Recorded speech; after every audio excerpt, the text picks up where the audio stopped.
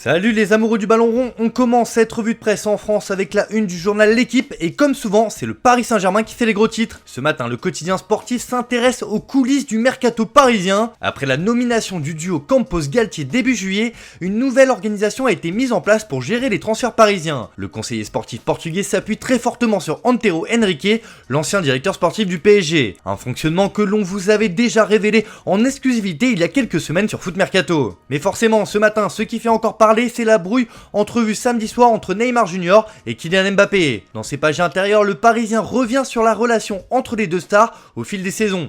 Si elle était au beau fixe il y a encore quelques mois, celle-ci s'est distendue notamment parce que le Brésilien pense que le Français a demandé son départ cet été. En tout cas, la direction sportive a réuni les deux hommes afin de calmer les choses et repartir sur de bonnes bases.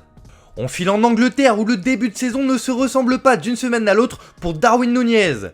Buteur la semaine dernière contre Fulham, l'Uruguayen s'est cette fois-ci illustré autrement. En effet, il a littéralement pété un plomb et a été exclu après avoir asséné un coup de tête à un adversaire hier soir en clôture de la deuxième journée de Premier League contre Crystal Palace. Réduits à 10, les Reds n'ont pu faire mieux qu'un match nul un partout contre les Eagles et n'ont toujours pas gagné cette saison. Mais ce matin, c'est bien leur attaquant star recruté à prix d'or cet été qui en prend pour son grade. Pour The Guardian, c'est la brume rouge, le coup de tête de Núñez et un nouveau nul pour Liverpool. Le Daily Mirror fait dans le jeu de mots avec le nom de Núñez pour désigner ce coup de folie. Même son de cloche pour The Daily Telegraph qui explique que l'attaquant voit rouge après son coup de tête. L'ancien du Benfica fait aussi la couverture du Daily Express, mais il est accompagné par un club qui est en crise en ce moment, c'est Manchester United. Et le quotidien n'y va pas par quatre chemins et lâche un SOS pour sauver la saison des Red Devils. Le Manchester Evening News donne un peu plus de détails sur ce qui plombe le début d'exercice de cette équipe qui est désunie à cause notamment des conflits dans le vestiaire, des questionnements sur le capitanat et surtout que certains joueurs veulent que Ronaldo parte.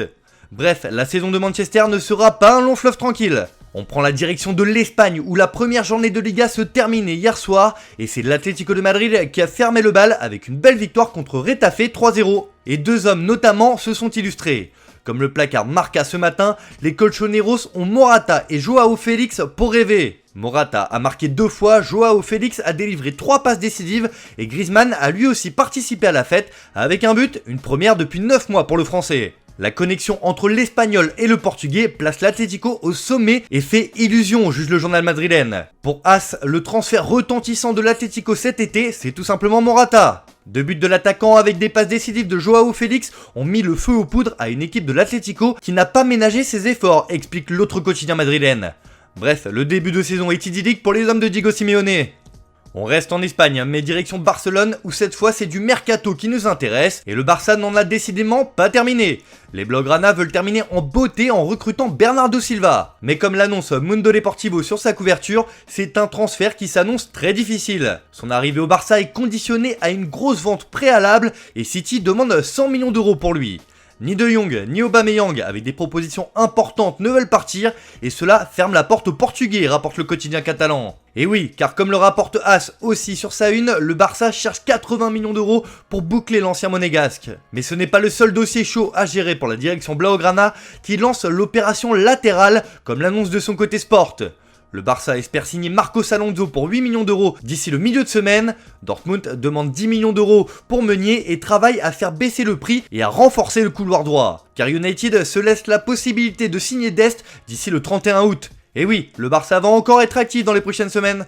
On termine ce tour de la presse par une sombre histoire et un procès qui a débuté ces derniers jours, celui de Benjamin Mendy, champion du monde en 2018 et star de Manchester City. Le Français est jugé à Chester en Angleterre pour 8 viols, une tentative de viol et une agression sexuelle contre 7 femmes. Et forcément, c'est un procès qui fait grand bruit outre-Manche. Les tabloïds du pays s'en donnent à cœur joie ce matin, à l'image de The Sun qui lui accorde sa une et non sa une sport avec ce titre cinglant qui reprend les déclarations du procureur Timothy Quay. Mendy a violé 3 femmes en 24 heures. Voilà qui pose le décor. Même chose pour le Daily Star qui reprend le terme de prédateur évoqué et repris dans le monde entier comme sur la une de l'équipe. Mendy est décrit comme cela par le procureur qui a également présenté un tableau loin d'être idyllique pour le joueur. Cela n'avait pas grand chose à voir avec le football, c'est un nouveau chapitre d'une très vieille histoire, des hommes qui violent et agressent sexuellement des femmes parce qu'ils pensent être puissants. Dans ses pages intérieures, le Parisien reprend aussi tout ce contexte en mettant en exergue les femmes jetables comme sont accusés Mendy et le co-accusé Louisa Maturi qui n'a aucun lien avec l'ancien footballeur. Le procès doit durer 13 semaines et il risque d'être explosif en révélation. Voilà, c'est tout pour aujourd'hui, bonne journée à tous, on se retrouve cet après-midi pour le JT Foot Mercato.